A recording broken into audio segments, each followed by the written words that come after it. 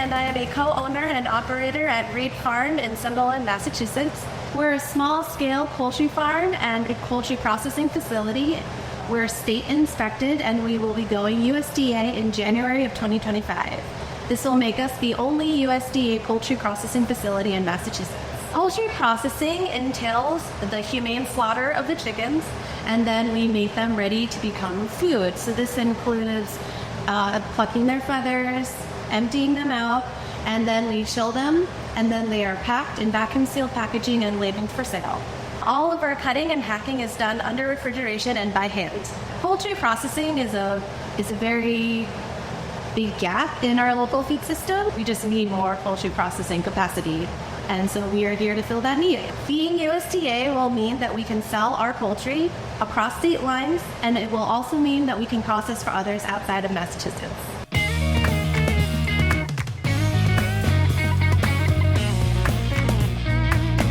They're a little bit spoiled. You can hear them yelling. They see the bucket.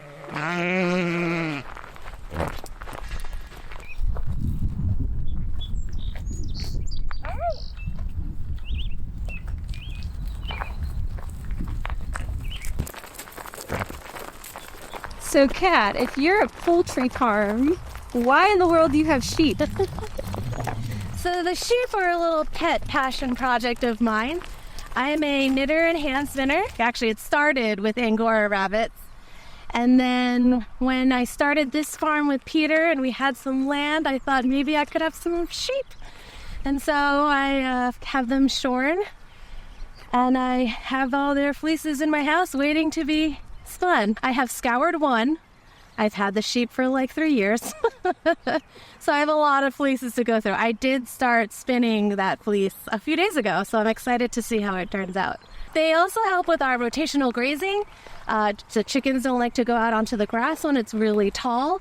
It's like a little jungle for them, so the sheep help to maintain pasture. With farm life, how do you make time to work on your passion projects? It's not easy. There isn't really a lot of time. We're year-round, so winter is a little less busy, but it's not complete downtime. So I try to fit it in then. At the end of the day, I'll maybe watch a movie or a TV show and do some spinning or knitting, but for the past couple of years, I've just been so tired with how new our business is and how much it's been growing. So I haven't really been able to find the time. That's the trick, I suppose.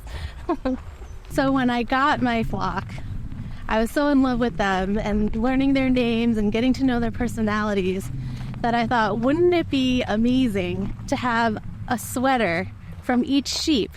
So I'll have my April sweater and my Graham sweater. So I'll have raised them, scoured and cleaned their fleeces, processed them, spun them, knit them all by hand. I think that would just be incredible, and it's basically a lifetime project. It'll take me many, many years. We had a fair amount of flooding last year, and there's also been a lot of rain this year, so it's very wet still.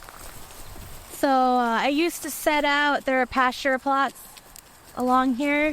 It's just too wet for the electric fencing, so that's been a challenge that we've been dealing with lately.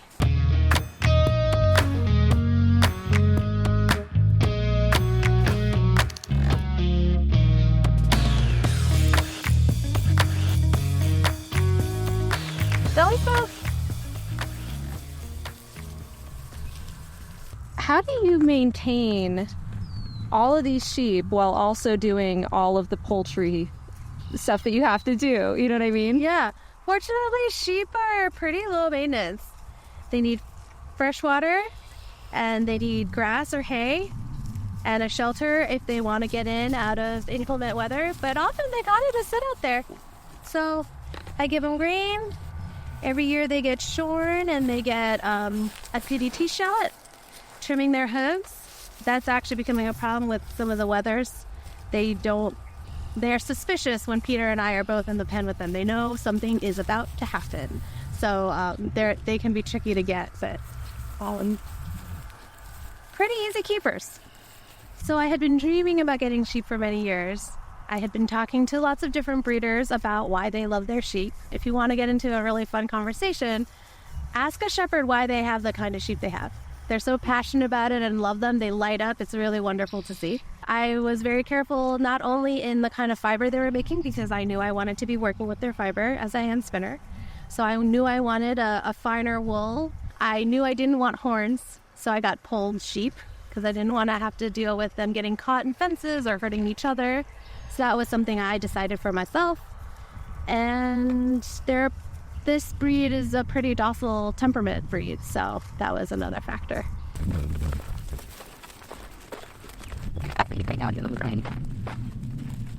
So how did you learn about farming and sheep and all these different things? I know, I mean, you definitely have had quite the journey here, but like... Yes. A lot of reading, a lot of talking to people with animals, especially breeders. Like this sheep they're a rare heritage breed sheep. So their breeder is Heather at Bowler's Orchards in Pennsylvania, and she's been amazing, super helpful and supportive. So that's part of it. And a lot of it is being really observant and paying attention to details. I did do a lot of, in school, I did a lot of work with animal research and animal behavior and biobasis of behavior type of work. So I think that informs things a little bit. But I think it's really the details. I first learned to knit from my grandmother, who spoke mostly only Korean at the time. I think I was maybe 5 or 6. And so there was a little bit of a language barrier, but we still managed. She would color with me, and then the teaching me to knit was just a fun activity that we could do together and bond, even though we couldn't always understand each other. And